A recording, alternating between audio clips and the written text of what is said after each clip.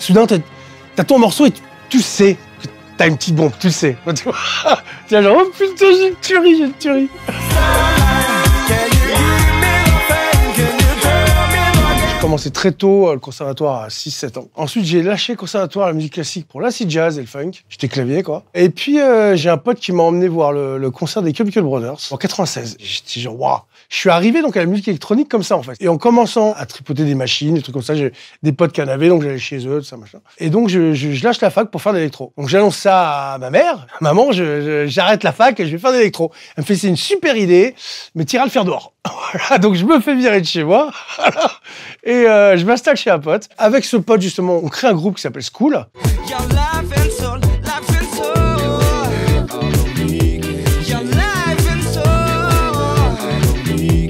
Et au bout de quelques mois, en fait, on signe chez Cyclo, qui était un label anglais à l'époque, qui sortait tous les disques de Derek Carter, J.T. Donaldson, tout ça. Et moi, je connaissais rien en house music. Et là, le patron de Cyclo me dit, écoute, vous allez être remixé par Larry Heard pour votre premier disque.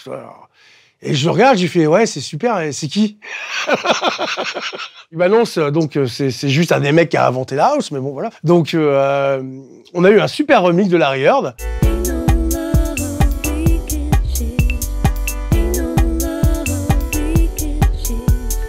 En parallèle, en fait, j'avais monté mon label, La Fessée Records. À l'époque, il y avait Daft Punk, il y avait le phénomène Daft Punk qui commençait. Il montrait qu'il y avait une autre façon de sortir de la musique, qu'il n'y avait pas Internet et tout ça.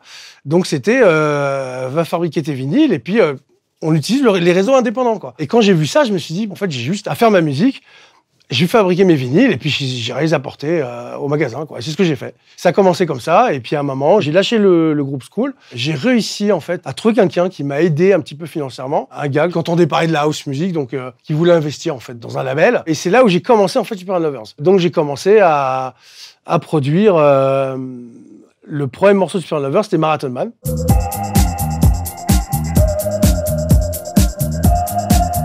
Et après, j'ai commencé à bosser sur l'instru Starlight, en fait. J'avais un pote qui m'avait offert des disques pour mon anniversaire. Et dans les disques qu'il m'a offert, il y avait une petite loupe d'une intro d'un morceau avec ces petites guitares là. Je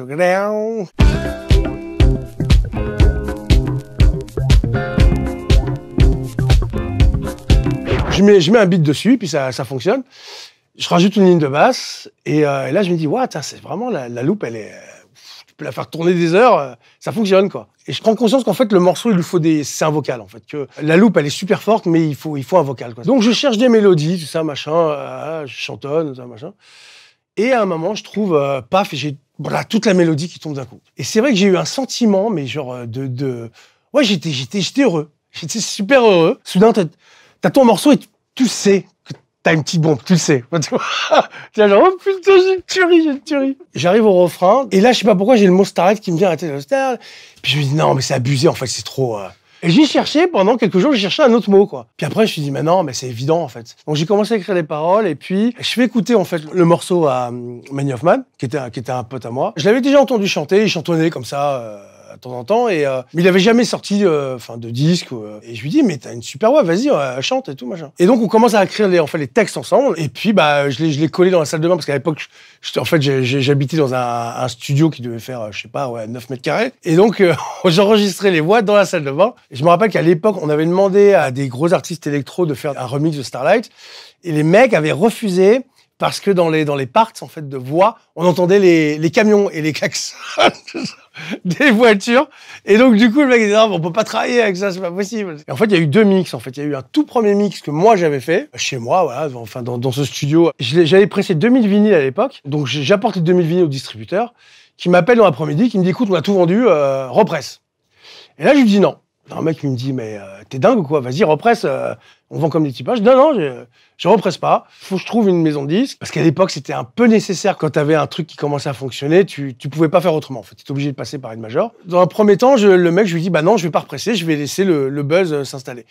Parce que comme il y avait pas Internet, il y avait rien, en fait, il y avait aucun moyen pour les gars d'avoir le track. Et c'est vrai que du coup, les seuls moyens qu'ils avaient, c'est ou l'entendre en club par un DJ qui l'avait, ou alors l'entendre à la radio. Donc en fait, et j'ai toutes les radios françaises qui m'appellent. T'es signé où? On veut le track et tout. Je fais, mais je suis pas signé. Ah, évidemment, bah, vas-y, dévers-toi, signe, et puis tu reviens. Et donc là, je vais voir les maisons de disques. Et je me fais tricard de toutes les maisons de disques. À part BMG, via la gynéco de la numéro 2 chez BMG à l'époque. Parce que je connaissais la fille de la gynéco, donc c'était un truc hallucinant. Et donc, j'arrive là-bas, et BMG, ouais, sympa ton track, machin. Et donc, en fait, je me retrouve là-bas, par la force des choses. Ils m'ont présenté David et Laurent Nicolas. David, c'est le numéro 6. C'est le graffeur. À l'époque, c'était vraiment un crew. Je faisais partie d'un crew assez important de graffeurs. Et du coup, le clip de Starlight est né.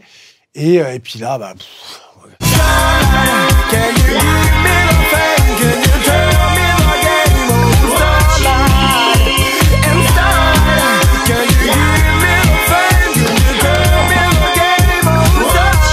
le titre a commencé à intéresser tous les pays. J'avais des appels d'Angleterre. Tout est allé très vite après. Il y a eu une terrible embrouille avec l'Angleterre. Le label anglais, c'était Independente à l'époque, a déposé le bilan en 2002 ou un truc comme ça.